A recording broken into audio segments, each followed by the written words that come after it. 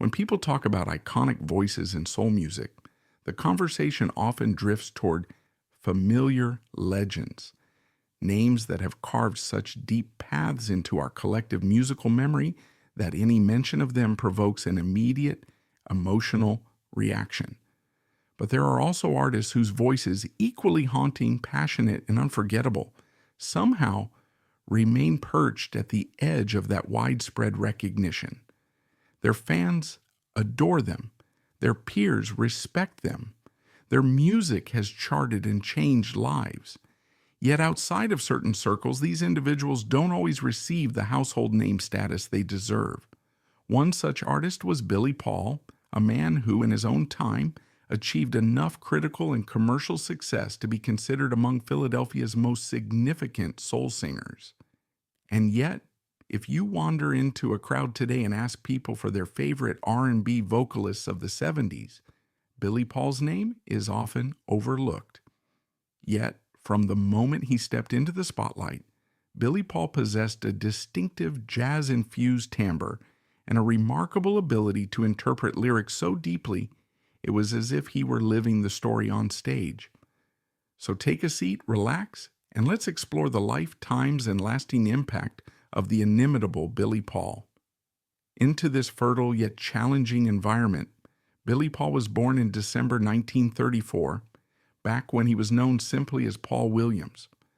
From the outset, the story of Billy Paul's life intersects with the city's own soul. He grew up in a place and time where every corner store crackled with local radio, spinning jazz and R&B records that could be heard through open windows on balmy afternoons. Before he even set foot in a professional venue, Billy absorbed the oral tapestry of mid-century African-American music. Neighbors referred to him as a quiet, introspective youngster, the type who'd be found humming tunes or sneaking off to listen to records in an attempt to soak up the lessons of his idols. Early on, he fell in love with the voices of Nat King Cole and Sarah Vaughan. He spoke later in life about how their phrasing, tone, and control helped spark his earliest ambitions to be a vocalist. Yet for Billy, the plan was never just to copy their style. He wanted to find his own lane, a soulful, jazz-inflected approach that could stand out from the crowd. And indeed, he started young. According to some rarely discussed anecdotes, Billy Paul gave his first public performances while he was still just a child, appearing on local radio talent shows. It might sound surprising, but in these appearances he was already forging the singer that would later mesmerize millions with songs of devotion, heartbreak, and social consciousness. By his early teens, Billy was crossing paths with some of the greatest innovators in jazz. Legend has it that at community events, jam sessions, or small clubs in Philly, he encountered up-and-coming talents who would soon dazzle the world. Musicians like John Coltrane, or even the great Charlie Parker, passing through town. While Billy himself humbly downplayed these meetings, local onlookers recounted how the young vocalist displayed a precocious ear for improvisation, a skill that would play a vital role in his interpretation of soul music decades later. If there is one fact that sometimes takes fans by surprise, it's that Billy Paul actually served in the U.S. Army, where his official name, Paul Williams, occasionally led to confusion with other performers. During his Army stint in Germany, he served with none other than Elvis Presley, and the two performed for fellow troops. Elvis, the newly minted sensation who was swiftly becoming a symbol of a global cultural shift in rock and roll, shared camaraderie with Billy in those days. While the king of rock's style was far from Billy Paul's jazz and R&B leanings, the sense of mutual respect they developed was real. Billy reflected many years later that performing alongside Elvis was a moment of realization that music could connect souls who, on the surface, might have led entirely different lives. This intersection of gospel, rock and roll, and soul was part of an ever-evolving American music scene, and Billy was in the thick of it before he even realized just how monumental it all was. When Billy finally completed his Army service and returned home, his hometown of Philadelphia was also evolving. By the early 1960s, the city had become fertile soil for producers, independent labels, and a new wave of African American entrepreneurs in the music industry. Young people wanted something fresh, a new sound that fused the lush harmonies of doo-wop, the improvisational brilliance of jazz, and the raw emotional depth of gospel-inspired soul. It was in this environment that Billy met Kenny Gamble and Leon Huff. They were just at the beginning of their journey to define the sound of Philadelphia. And Billy Paul was an early collaborator in a movement that would bring us countless classic records over the following decade. Gamble and Huff recognized Billy's voice as something special, a smoky timbre that could leap from smooth, intimate whispers to fiery emotional crescendos in a heartbeat. They quickly saw that while Billy's roots were in jazz clubs, his place was also in the recording studio, bridging that gap between sophisticated jazz touches and the accessible sound of commercial soul. The truth is, Billy Paul's early career involved a fair bit of wandering. He recorded on small labels, did session work, and played countless local gigs that didn't necessarily lead to stardom. At one point, he recorded a jazz album that showcased his emerging style, but it flew under the radar of mainstream audiences. This period was one of hustle and resilience. While some might have grown discouraged, Billy was determined to refine his craft. He had the technique, the ear for melody, but what he was still discovering was how to bring forth his full emotional power and align with the right label or the right producer. For many aspiring singers, the 1960s was a decade of frantic exploration, and Billy Paul was no exception. That all began to change in the early 1970s, when Philadelphia International Records emerged as a powerhouse. With Gamble and Huff at the helm, the label became synonymous with a distinct brand of soul, at once smooth and orchestral, yet grounded in everyday struggles and joys that resonated with a broad audience.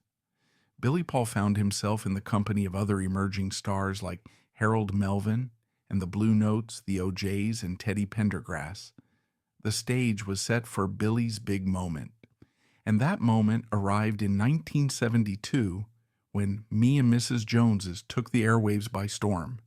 Even to this day, the opening notes of that track can send a chill down the spine of anyone who's ever been captivated by a tender, forbidden love story. Billy's interpretation was distinctive. It wasn't just a confession of an affair. It was also a deeply human expression of longing, guilt, and the electric spark of connection. The single soared to number 1 on the Billboard Hot 100 and brought Billy Paul a sudden wave of national and even international fame. Of course, Me and Mrs. Jones was more than just a commercial hit. It touched a cultural nerve. In the early 1970s, pop music often shied away from overt references to marital infidelity, especially in a manner that showcased the heartbreak and moral complexity beneath it. Billy's voice did not trivialize the topic. Instead, he allowed listeners to feel the weight of the situation, the excitement, the shame, the recognition that these moments, no matter how fleeting or morally fraught, are part of the tapestry of human relationships. For an audience still grappling with shifting moral and social landscapes, the song felt like a risk. It was both romantic and painful, hinting at complicated emotional undercurrents that mainstream pop often avoided. Yet Billy's delivery turned it into a soulful, universal confession, and it resonated strongly with millions. In the wake of that single's massive success, Billy Paul's album 360 Degrees of Billy Paul gained even broader attention. The album itself was a reflection of where music was heading, expanding beyond simple love songs into material that touched on social issues, identity, and emotional authenticity. Around this time, Billy's stage persona became more flamboyant and engaging. He donned stylish hats, his impeccably tailored suits accentuating a look that was part jazz singer, part soul man, and entirely distinctive. He developed a reputation for delivering scorching, heart-stopping live performances, the kind that would end with audience members standing on their chairs, tears in their eyes, or dancing with joy in the aisles. Many who saw him live recall that Billy would close his eyes during the peak of a ballad, channeling a feeling so intense it seemed to envelop everyone in the venue. Those recollections paint a picture of a performer fully engaged in the mystical exchange between singer and audience, where each lyric lands like a personal confession shared under the hush of night. Yet success has a way of turning your life inside out. For Billy, the sudden stardom introduced him to both glitter and shadows. He toured extensively, found himself performing in larger venues across the U.S. and Europe, and navigated an industry full of temptations. He was open about having gone down some difficult paths, including dabbling in substances that sometimes derailed his momentum.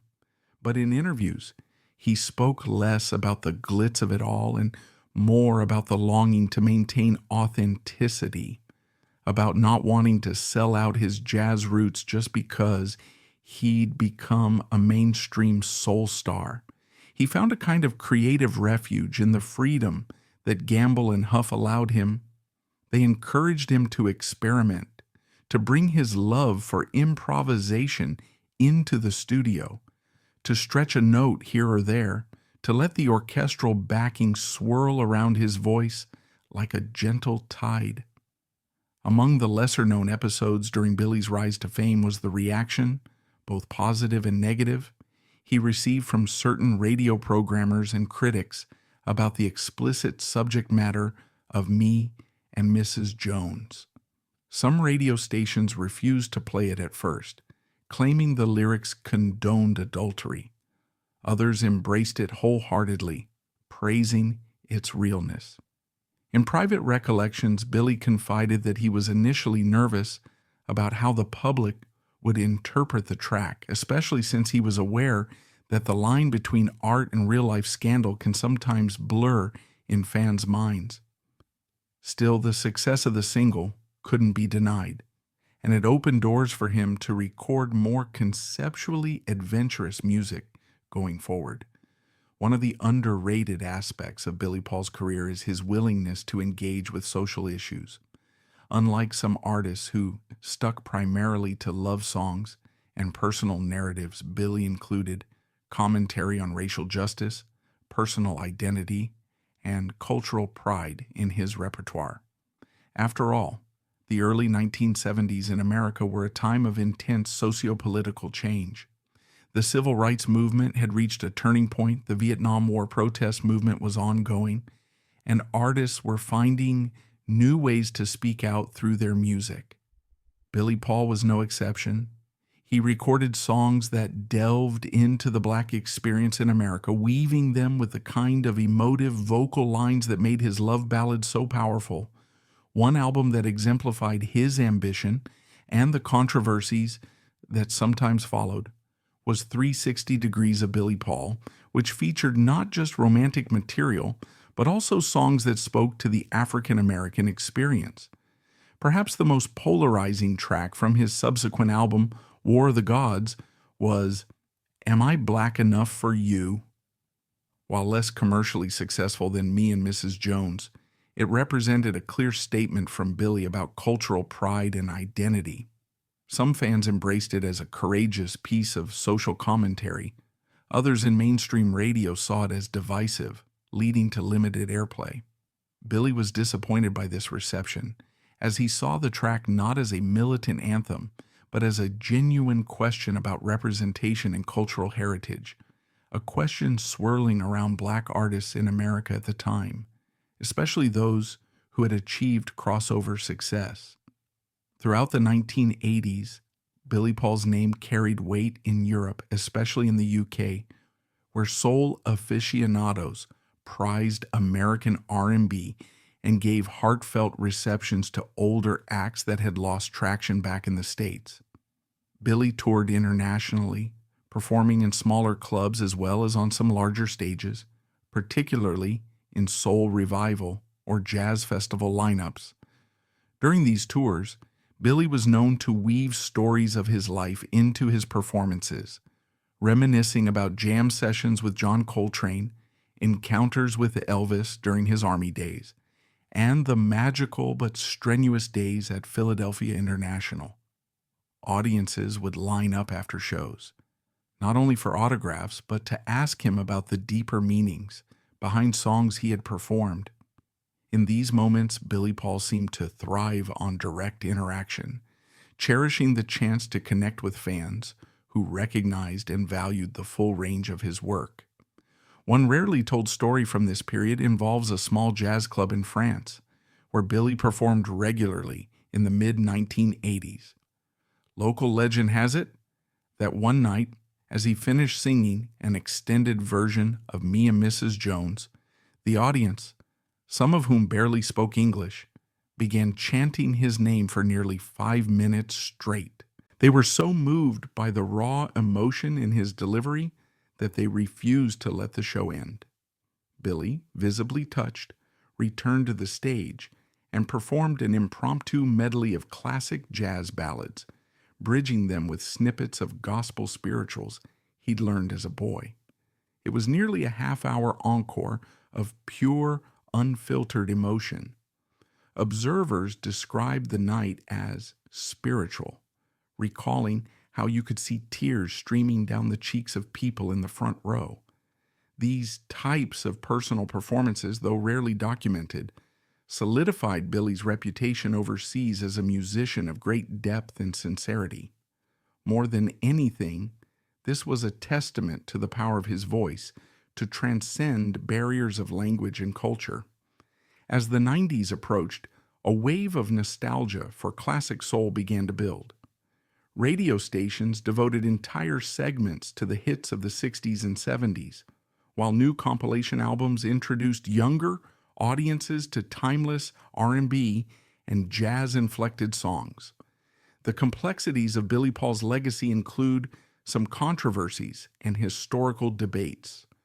One question that pops up is why an artist so clearly gifted, with a voice that held its own against legends of the era, did not sustain the same commercial traction as his peers. Some claim it was purely a matter of marketing and the overshadowing effect of bigger names on the Philadelphia International roster. After all, Teddy Pendergrass and the O'Jays were unstoppable forces in the mid-1970s, each with a string of hits that dominated R&B radio. Others suggest that Billy's genre-blending style, too jazzy for pop, too soulful for straight-ahead jazz audiences, kept him in a niche that was hard to classify. Another debate centers on his decision to release more politically charged songs that might have alienated some mainstream audiences. There's truth in all these viewpoints. In the complex tapestry of the music business, timing, luck, personal choices, and the ever-changing tastes of the public all factor into an artist's journey. When it comes to personal stories and emotional insight into Billy Paul, it's important not to overlook the warmth and generosity he exuded away from the stage. Despite the heartbreak-laden ballads he performed, Billy was known among friends and family as a kind soul, someone who would invite struggling musicians to share the stage or mentor youngsters trying to break into the Philly scene.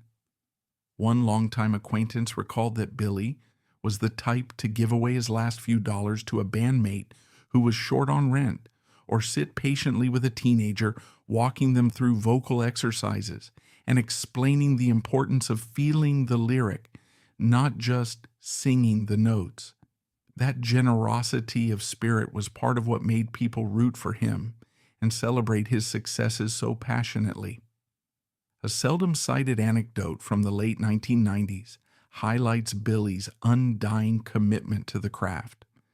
Having undergone some health challenges, He was scheduled to perform at a benefit concert in Philadelphia meant to raise funds for local music programs. Close friends advised him to rest, cautioning that he might not be physically strong enough to handle the stage, but Billy insisted on performing.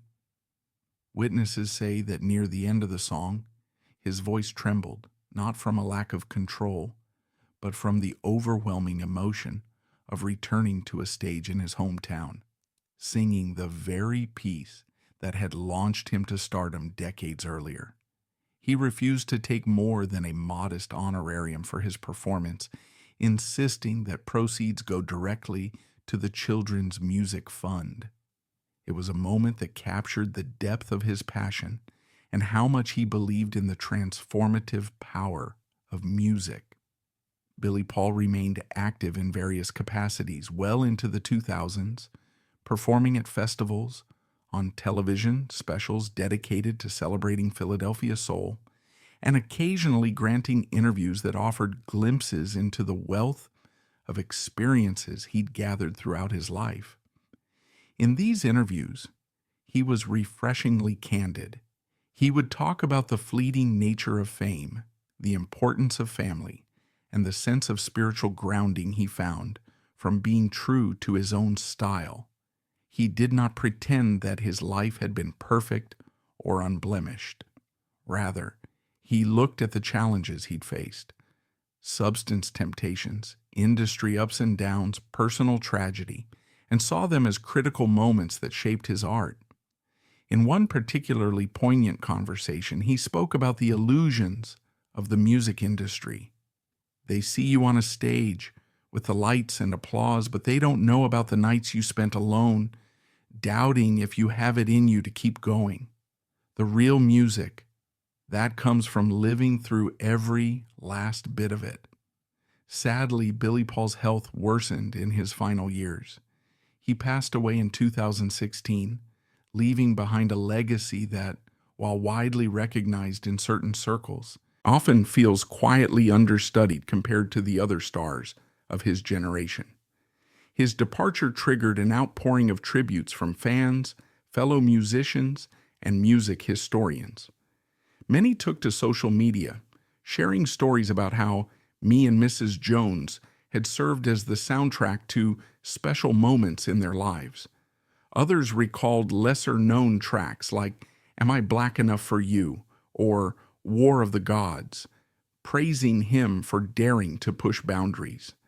It became evident that Billy Paul's contribution to American music went far beyond a single chart-topping single.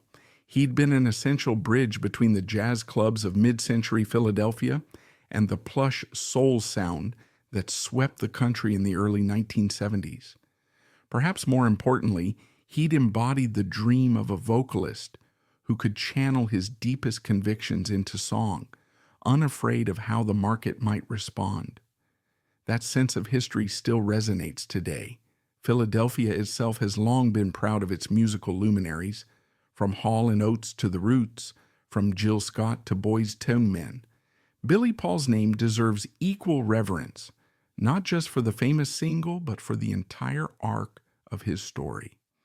His journey reflects the broader African-American experience in the mid to late 20th century, navigating military service, confronting racial barriers, balancing mainstream acceptance with cultural authenticity, and ultimately leaving a deep mark on the tapestry of American music. Contemporary artists often cite Billy Paul among their influences, pointing to his fearless blend of genres and his mesmerizing vocal approach. Even younger listeners who stumble upon Me and Mrs. Jones for the first time on a streaming platform are sometimes shocked by how vividly alive Billy's voice still sounds. It's a testament to his timelessness. Despite the old-school production, there is something eternally modern in his emotive style. If you delve into the controversies and historical debates around him, you'll find discussions about how Billy Paul embodied the tension between commercial viability and artistic integrity. Some hold him up as a cautionary tale about how quickly the industry can move on, relegating unique voices to the margins once the big hits stop coming. Others argue that Billy's refusal to chase hits is precisely what preserved his dignity and gave him a beloved status among true connoisseurs of soul music. The truth is, both perspectives illuminate aspects of a multifaceted career. Billy Paul remains a testament to the idea that it's possible to carve out your own space in the music world, even if it means existing partly off the mainstream's radar. When an artist's voice is as singular as Billy's, it only takes a single verse to remind listeners why it mattered so deeply in the first place. Another point of debate is whether Billy Paul could have achieved greater longevity on the charts had Philadelphia International not poured so many resources into acts like the OJs and Harold Melvin and the Blue Notes. Some fans feel Billy was overshadowed, receiving less promotion than his label mates. In reality, the label's success rested on the synergy of many artists, all of whom contributed to building the classic Philadelphia sound. Certainly, Billy's jazz leanings made him a slightly more challenging sell to mainstream radio than a straightforward soul group. But in any case, the synergy gave birth to an era of music whose influence can still be heard in modern R&B, hip-hop samples, and neo-soul grooves. Billy Paul's voice was part of that era-defining mosaic, a powerful current within a broader river. In summarizing the emotional resonance of Billy Paul's story, it's crucial to emphasize that his life was punctuated by both triumph and heartbreak. He experienced the euphoric climb to the top of the pop charts and the abrupt realization of how quickly the industry can shift away. He felt the pure high of standing on stage while an adoring audience lost themselves in his voice, and he wrestled with the lonely nights of doubt. Those contradictions are part of what made him so evocative as a vocalist. There's a vulnerability in his recordings that suggests he was always singing from a place of sincerity, shaped by both the joys and sorrows he'd endured. Ultimately, Billy Paul's story is larger than the controversies or the single track he's most remembered for. It speaks to the enduring magic of soul music, which thrives on authenticity, personal expression, and a deep bond between performer and listener. Even in an industry that can be notoriously fickle, Billy found a faithful audience, people who valued the raw emotion, the jazz-inflected phrases, and the willingness to address real-life issues in his music. And for those who haven't yet ventured beyond Me and Mrs. Jones, there's a whole body of work waiting to be explored. A tapestry of songs that range from lushly produced soul anthems to introspective ballads brimming with both sadness and hope. When we reflect on the long-term importance of Billy Paul's story, how it shaped the cultural landscape and continues to influence contemporary music, the key takeaway is empathy. Through his voice, he invited us into the complexity of human relationships, the weight of social issues, and the interior world of an artist trying to stay true to himself. His approach resonates today in our desire for music that's more than just catchy hooks or vapid lyrics. We crave sincerity, narratives that resonate on a human level, and a sense that behind every polished production, there's an artist who has lived, struggled, loved, and lost. In the end, if we were to reduce Billy Paul's life to a simple moral or emotional insight, it would be this: a great song can act like a fragile mirror, reflecting back our own experiences and reminding us that we're never quite alone in our desires, regrets, and yearnings for connection. Billy Paul understood that power intimately. Whether he was singing about elusive love, social injustice, or the complexities of racial identity, he put his entire soul into each phrase. Perhaps that's why his voice still lingers in the mind long after the last note fades, because it wasn't just a performance, it was a genuine conversation between him and the listener.